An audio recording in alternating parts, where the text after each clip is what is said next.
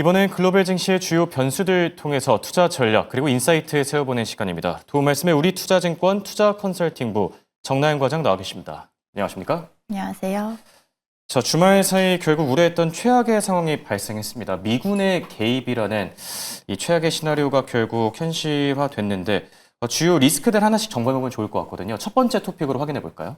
네, 우선은 미국의 이란 공습으로 중동 정세의 불확실성이 고조됐다라는 점 자체, 이 네. 불확실성 자체가 사실 증시에 있어서는 악재입니다. 그렇죠. 한국 시간으로 22일 오전에 미국이 이란의 핵시설 3곳을 공습을 하면서 이스라엘, 이란 간의 이제 갈등이 지금은 이제 미국과 이란 간의 갈등, 그리고 전 세계 정세의 불확실성으로 확장이 됐습니다.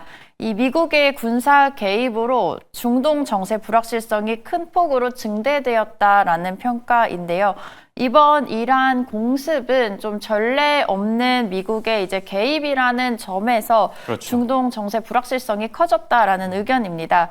특히 앞으로 그러면 이란이 어떻게 대응할 것인가가 이제 관건이고, 대체로는 적어도 호르무즈 해협을 봉쇄하는 수준 정도는 보복을 할 것이다라는 무게의 이제 관점에 무게가 실리고 있는데요.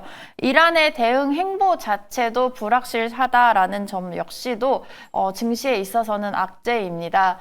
지금 이란의 핵시설을 미국이 공습을 했다라고는 하는데, 미국에서는 때문에 이런 이란의 핵 자원을 파괴했다라고 보고 있고요. 하지만 예. 이란에서는 여전히 우리는 견고하다라고 그렇죠. 주장을 하고 있기 때문에 정말 최악의 경우에는 이란이 핵무기를 사용할 수도 있다라는 긴장감까지도 고조가 되고 있습니다. 물론 이란에서는 좀 절제된 방식으로 협상 복귀가 이제 제기가 되고는 있지만, 아직까지 이제 대다수는 이 호르무즈 해협 봉쇄나 제한적인 공격 등 일정한 형태의 보복이 나타날 것으로 보고 있습니다. 네, 지금 말씀하신 대로 최대 변수는 결국 호르무즈 해협을 봉쇄하느냐 안 하느냐가 될 것 같은데요.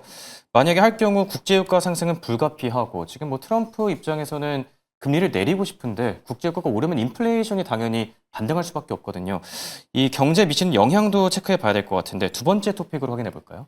네, 아무래도 이제 증시에서 아마 영향을 받는 것은 아무래도 이 경제, 금융시장의 영향이다라고 생각을 합니다. 네. 말씀해주신 것처럼 가장 이 가능성이 높게 평가되는 것이 호르무즈 해협 봉쇄이고요. 또 이 호르무즈 해협 봉쇄가 바로 이제 즉각적으로 금융시장 그리고 경제에 미치는 영향이 크다라는 점에서 시장의 관심이 높습니다.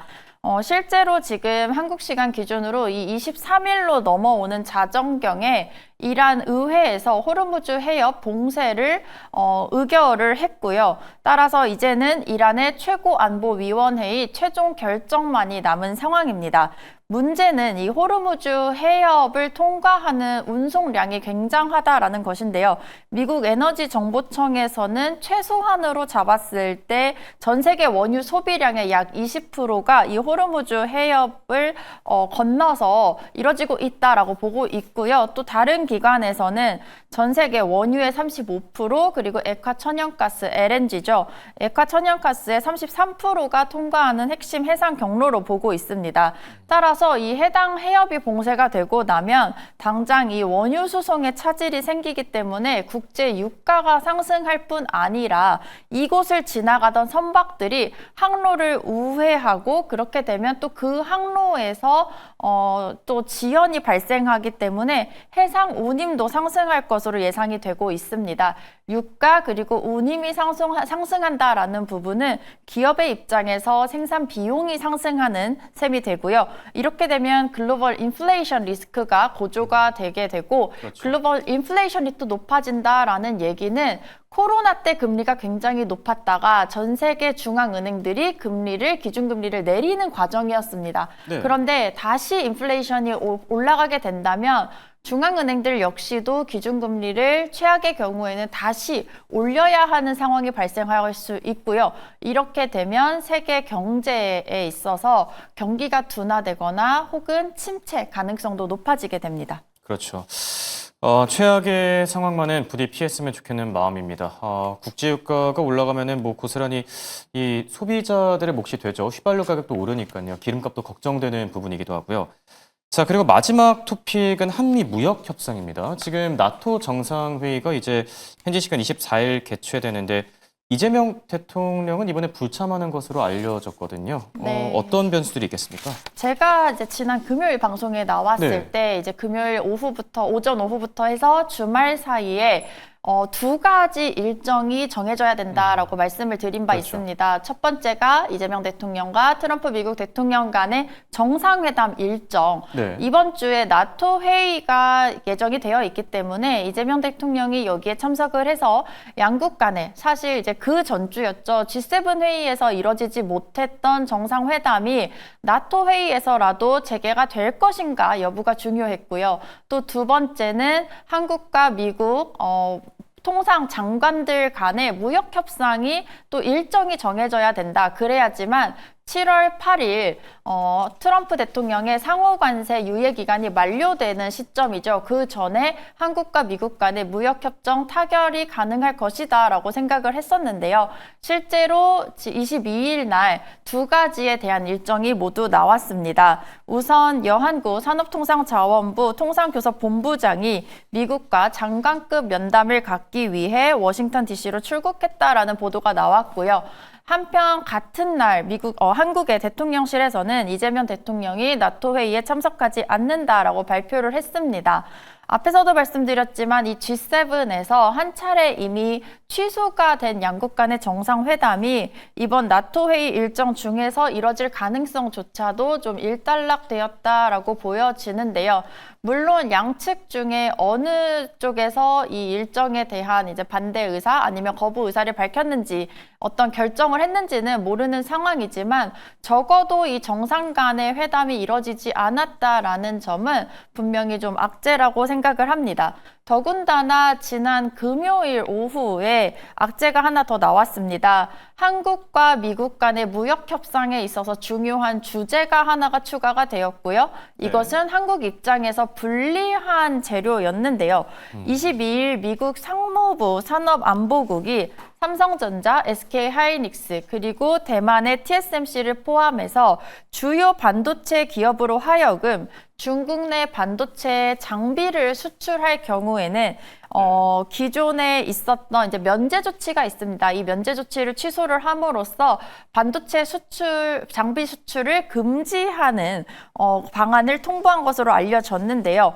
기존에 이제 미국은 이 대중국 반도체 규제를 실시를 하면서도 일괄 면제, 블랭킷 웨이버라고 하는데요. 예. 이 제도를 통해서 한국 기업이 중국에 반도체 장비를 수출하는 것을 간단하게 통과를 할 수 있는 제도를 만들어 줬었습니다. 하지만 이번에 이 조치를 면제 조치를 취소를 한다라고 통보를 했다라는 보도가 나온 셈인데요. 이 보도가 이제 이 면제 조치가 취소가 된다라고 한다면 앞으로 개별 수출 건마다 미국으로부터 수출 허가를 받아야 한다라는 얘기고요. 사실상 기업들 입장에서는 수출 금지에 해당하는 조치로 해석을 하고 있는 것으로 알려져 있습니다. 참고로 삼성전자는 시안 공장에서 전체 낸드 플래시 생산의 40%, 그리고 SK하이닉스는 중국 우시와 다롄에서 전체 D램 생산의 40%, 그리고 낸드 플래시 생산의 20%를 담당하고 있는 것으로 알려져 있고요. 미국 기술이 들어간 장비 수출이 어렵게 된다라고 한다면 어떤 여파가 있는가라고 했을 때 단기적으로는 이 해당 규제를 피해가기 위해서 필요한 장비들을 미리 주문을 해서 중국에 수출을 해놓는 방안으로 대응을 할 것이다라고 예상을 해볼 수가 있습니다. 문제는 이 규제 강화가 장기화됐을 때 결국에는 장비 수출이 어렵게 되고요. 그렇게 되면 기존에 있던 장비의 유지 보수나 또 그 시설에 있는 장비들의 업그레이드가 불가능하게 됩니다. 그러면 이 레거시 반도체긴 하지만 역시나 생산성이 부족하게 생산 효율성이 떨어지게 되고 결국에는 수급에 차질이 생길 수 있다라고 해석을 해볼 수가 있겠습니다. 이 점에 대해서 한국 네. 입장에서는 이 미국과 협상에 있어서 이것 역시도 좀 규제를 완화해달라라고 협상을 해야 하는 입장이기 때문에 협상력이 낮아졌다라고 볼 수 있겠습니다. 알겠습니다. 자, 잠시 뒤에 우리 증시도 열리는데 지금 비트코인도 10만 달러 아래로 떨어졌고 전반적으로 위험 자산에서 좀 자금을 빼는 듯한 움직임이 나타나고 있거든요. 네. 블랙 먼데이는 제발 좀 피했으면 좋겠는데 지금 말씀해주신 토픽 가운데서 우리 증시에 대비하는 차원에서 뭐 얻을 수 있는 힌트 같은 것들이 있을까요? 네, 우선 이제 주말 사이 사실 대부분 장이 닫혀져 있었기 때문에 우리가 또 힌트를 얻을 수 있는 것은 바로 이제 이 비트코인이라던가 이제 블록체인의 이제 화폐 가격을 통해서인데요. 예. 미국의 이란 공습 직후에 비트코인 가격이 약 한 달 반 만에 10만 달러 선을 하회하면서 그렇죠. 위험자산 선호가 현저하게 약화되는 것을 이미 저희가 확인을 했습니다. 그렇기 때문에 이제 곧 개장할 우리나라를 비롯한 아시아 증시에서도 이 위험자산 선호 약화하면서 증시 약세를 예상하는 목소리가 높아지고 있고요. 또한 이제 주말 사이에 이미 또 이란 의회에서 호르무즈 해협 봉쇄를 타결을 했기 때문에 그 가능성이 더욱 높아졌습니다. 따라서 특히나 한국 같은 경우는 우리나라 이제 에너지 대부분을 수입에 의존하고 있는데 또 원유 같은 경우는 그중에 70%를 중동에 의존하고 있고요. 문제는 이 중동에서 가져오는 원유의 99%가 이 호르무즈 해협을 통과한다라는 얘기가 있습니다. 예. 이 경우에는 이 호르무즈 해협이 봉쇄됐을 때 빠르게 대응을 하지 않는다면 우리나라는 단순히 유가 상승이 아니라 원유 수급 자체에 차질이 생길 수가 있게 되고요. 그렇게 되면 우리나라의 많은 이제 경제뿐만 아니라 많은 것들이 좀 중단될 위기까지도 저희가 생각을 해볼 수가 있겠습니다. 두 번째로는 저희가 앞에서 살펴봤지만 미국의 대중국 반도체 장비 수출이 제한에 대한 이 예외 네. 조치가 통보가 됐습니다. 따라서 특히나 이 삼성전자, SK 하이닉스가 그렇죠. 딱 집어서 언급이 됐다라는 점 때문에 우리나라 시가총액에서 비중이 큰 반도체주에 대한 투자 심리 역시도 오늘 약세를 보일 가능성이 있겠고요. 마지막으로 7월 8일에서 9일로 넘어가는 자정에 트럼프의 상호 관세 면제 조치 유예 기간이 만료가 되게 됩니다. 때문에 이 만료 시한이 다가오고 있다라는 점만으로도 상호 관세가 재부가 될 수 있다라는 우려가 높아질 예정인데요. 여기다가 더군다나 이 나토 회의 일정 중에 정상회담 간의 정상들 간의 회담이 불발됐다라는 점 역시도 악재로 생각이 될 것으로 생각을 하고 있고요. 또한 이 중동 정세로 인해서 미국 입장에서는 인플레이션 우려가 더욱 높아졌습니다. 그렇죠. 이 관세도 인플레이션을 자극하는 재료인데 중동의 이제 어떤 유가 상승까지 더해지면서 미국의 셈법이 굉장히 복잡해졌습니다. 따라서 한국 입장에서는 미국과 이 무역 협상을 하는 데 있어서 미국과의 일정 조율도 어려울 것이고요. 또 미국의 어떤 결정조차도 어려워질 점이라는 점 때문에 한국 입장에서도 이 점은 분명히 이제 악재다라고 생각을 하고 따라서 이 무역 협상에 타격을 받는 것이 바로 수출주입니다. 한국에서는 이 수출주 투자 비중도 굉장히 큰데요. 수출주에 대한 투자 심리도 부진해질 것이다라는 점은 오늘 우리나라 증시에 이렇게 이제 세 가지 악재가 혼재해 있다라고 볼 수 있는 부분입니다. 네. 자, 정리를 해보자면 이번 주는 좀 보수적으로 대응하면서 리스크 관리에 나설 필요가 있어 보이네요. 지금까지 도움 말씀에 우리투자증권의 정나연 과장이었습니다. 감사합니다.